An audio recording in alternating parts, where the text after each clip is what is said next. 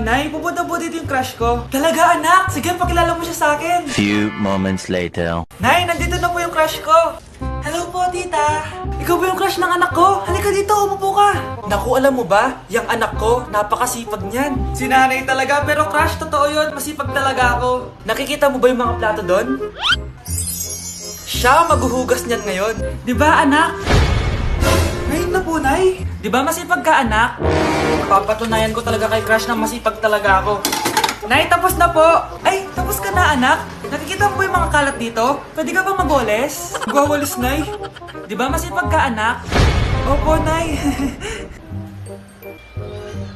Nay, tapos na po. Pwede ba kikuha nga yung mga sinampay ko sa labas? Pwede ba pakilaban yung mga damit natin? Di ba kunin yung kalderong hinram ng kapitbahay natin? O, di ba ang sipag niya? Alam mo, dapat araw-araw ka nandito. Oo nga po, tita, ang sipag niya. Sige po, araw-arawin ko po yung pagpunta dito.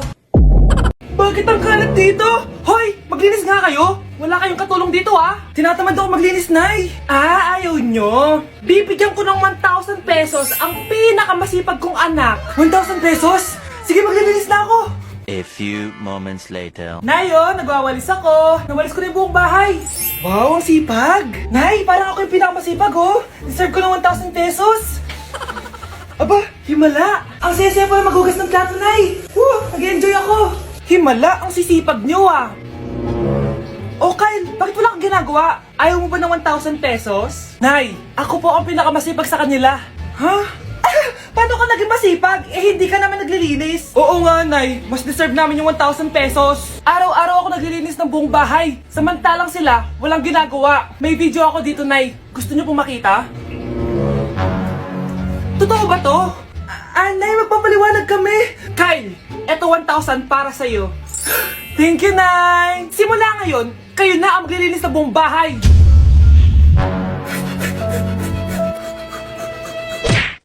Ikaw, Miguel, ayaw na kita lumalabas ng bahay, naiintindihan? Ano? At pwede ba? Huwag ka nasasama dun sa kaibigan mo hampas lupa na yon. Dahil ayaw ko ng ganong klaseng tao ang magiging kaibigan mo. Ma! Para sumusobra ka na ata! Sobra na ako nasasakal sa'yo! Tsaka tumatanda na ako! Anak pa din kita! At nanay mo ko. Kaya sundin mo ang gusto ko. Pero Nay, gusto ko si Scarlett. Parehas kami ng nanay ni Michael. So ibig sabihin nun, magkapatid kami? Sinong kapatid mo, anak? Wala po, Tay. Bakit po? Anak, wala na ako sa trabaho. Tay, pero wag ka mag-alala, anak. Iisip ako ng paraan. Hindi tayo maghihirap. Magtutulungan tayo dito, Tay, ha? Kaya natin to. Salamat, anak. Susan, sure ka ba dito? Last money ko na kasi to, eh. Magtiwala ka lang, Ramon. Para sa anak mo. O, ito na mga pinagawa mo, ha? Magbenta na tayo. Tara na. Sige, tara. Scarlett, ayaw sa'yo ng nanay ko. Ayaw niya akong magipagkaibigan sa'yo. Pero hindi niya ako mapipigilan. Michael, may kailangan din akong sabihin sa'yo. Yung nanay mo, tsaka yung nanay ko. Kailan ka pa natutong hindi sumunod sa akin, Michael, ha? Ma, dahil ba sa babaeng to? Please, tama na! Ayaw mo talaga makinig sa akin? Pwes, ipapadala na kita sa US at doon ka na mag-aaral. Michael! Anak, niluto ko favorite mo. Kakilig naman to. Hoy, kumain ka nga muna. Huwag ka muna mag-cellphone dyan. Sige, Nay. Ikaw na ba yung icing sa ibabaw ng cupcake ko? Nababaliw na ata tong babaeng to. Ang dilim naman. Anak, baka gusto mo naman lumabas. Buong araw ka na nandito sa kwarto mo. Sige na, ilalabas na ako. Wait lang. Lobat na ako. Nalobat first sight sa'yo. Hala siya, may nililigawan na to. Okay, class, may activity tayo ngayon. Group yourself into 2. Group yourself na naman. Be, may kapartner ka na? Meron na be, sorry. Pre, may kapartner ka na? Tayo na lang magpartner. Sorry pre, kapartner ko ni jowa ko eh. Scarlett and Michael, kayong dalawa na lang ang magpartner. Ma'am, ayoko kapartner si Scarlett. Masyadong bossy. Mas ayaw kitang kapartner. Pabigat ka na nga, tamad ka pa. Yan si Scarlett at si Michael. Magjowa sa Ragnarok, magkaaway in real life. Bes, alam mo ba may jowa na ako dito sa Ragnarok? Tapos kinasal na kami. Oo, kasi may bagong update to na pwede kang ikasal. Parang ikakasal ka nga in real life, best eh. May wedding preparation and wedding ceremony, o diba? Ayan ka na naman, best eh. Ang bilis mo na ma-fall, tapos pag iniwan ka, iyak-iyak ka. Pre, alam mo ba, may bagong update na yung Ragnarok, yung Sakura Vows. Excited na nga ako kasi ang daming bago. Meron na kasing Binding Love, isa siyang 1v1 na card game, tapos meron din Couple Dragon. Kasama ko nga yung jowa ko dito, nagtutulungan kami. Naku, patay tayo dyan, pre. Okay, class, break time muna. Yes, makakapag-Ragnarok na ako. Excited na ako sa guild event. Guild event? Nag-Ragnarok ka, Scarlett? Oo, bakit? Ikaw ba si Cutie Pie 06? Ikaw si Black Samurai 25? Ikaw yung jowa ko sa Ragnarok? Ha? Bakit siya si Black Samurai 25? Hindi pwede to.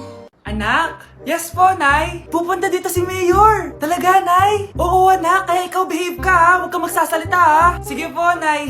Sana bigyan na tayo ng pera, pati bahay at lupa. Few moments later. Magandang hapon po. Ay, hello po, Mayor. Pumunta ako dito para sabihin na bibigyan ko kayo ng pera at saka bahay at lupa. Wow naman, Mayor! Basta ako ang iboboto nyo sa susunod na eleksyon. Opo, Mayor, kayo po yung boboto namin. Tanungin natin anak mo. Ako ba ang boboto mo? Ayaw naman ata ng anak mo eh. Anak! Mukhang ayaw talaga eh. Ibibigay ko na lang sa iba yung pera tsaka lupa. Aalis na ako.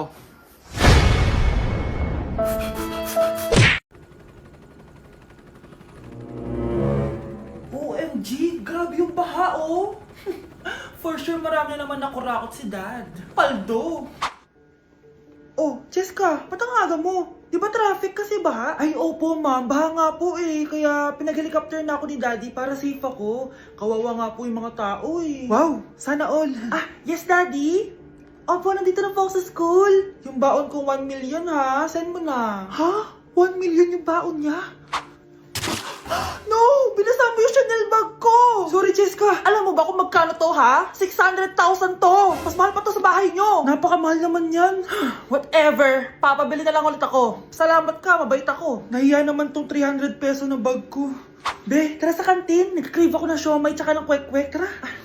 Pwede bang sa Wolfgang na lang tayo mag-lunch? Hindi kasi ako sanay sa mumurahing pagkain. Be, anong kala mo sa akin? Anak ng CEO? Ano ba yan? Hindi ba kayo binibigyan ng allowance ng daddy nyo? Ako na nga lang. Hindi ka naman ganyan dati. Okay, class. Si Cheska na ang bago nating treasurer. Ma'am, wag si Cheska. Kukurakutin niya lang yung class funds natin. Parang tatay niya.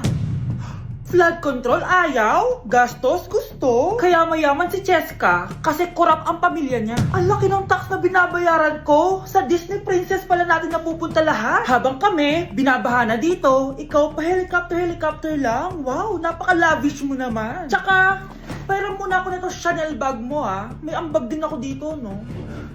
Hindi kami titigil hanggat walang nakukulong. Deserve nyong magdusa. Hoy Mars, may nagpadala na regalo sa inyo. Pero bawal pa daw buksan. Ah, sige Mare, salamat ha. Anak, may nagpadala na regalo sa atin. Ang laki naman nito, Nay. Kaso, bawal pa daw buksan. Ah, sige po, Nay. A few moments later. Kabadrip, mga bobo kasi, mga bobo! Tutulog na lang ako. Savage!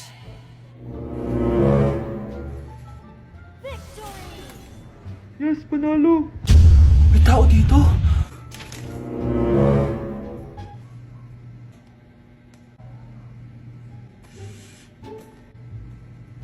One hour later. Anak, nagtik si Mare. Buksan na daw natin. Ah, sige po, Nay.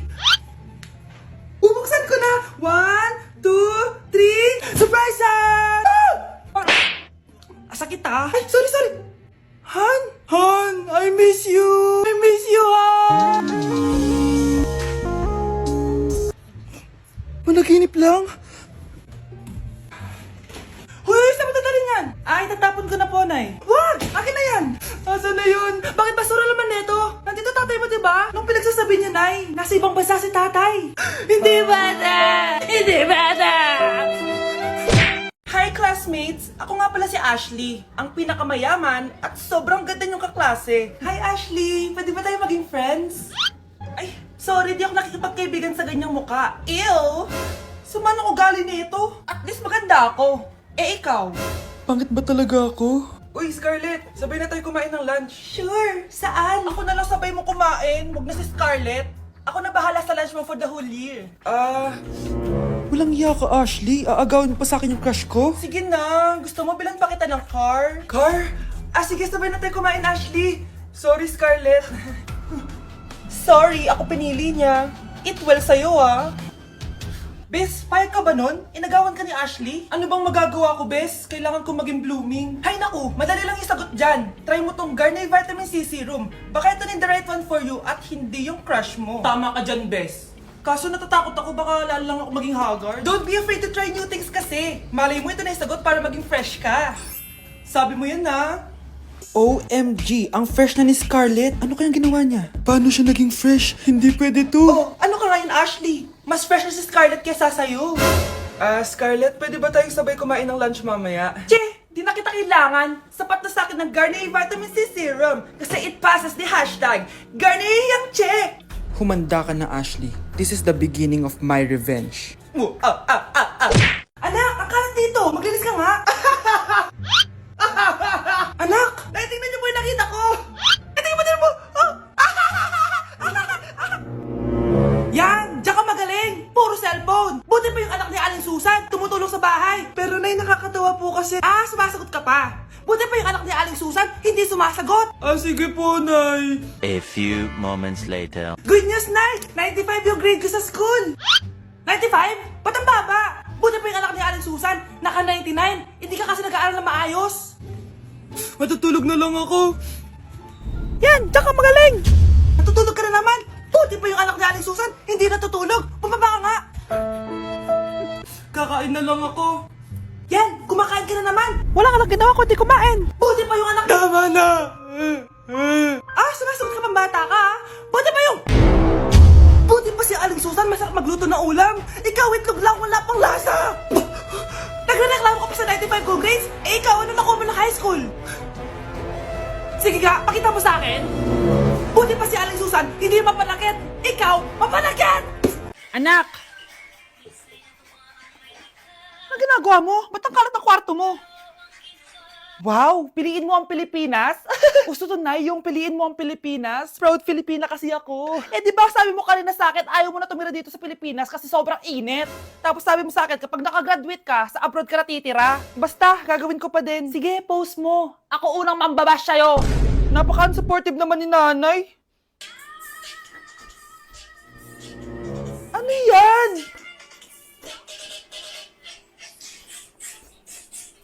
Kailan palagi sayaw yan? Di ba transition yan? Ito na po kasi uso ngayon na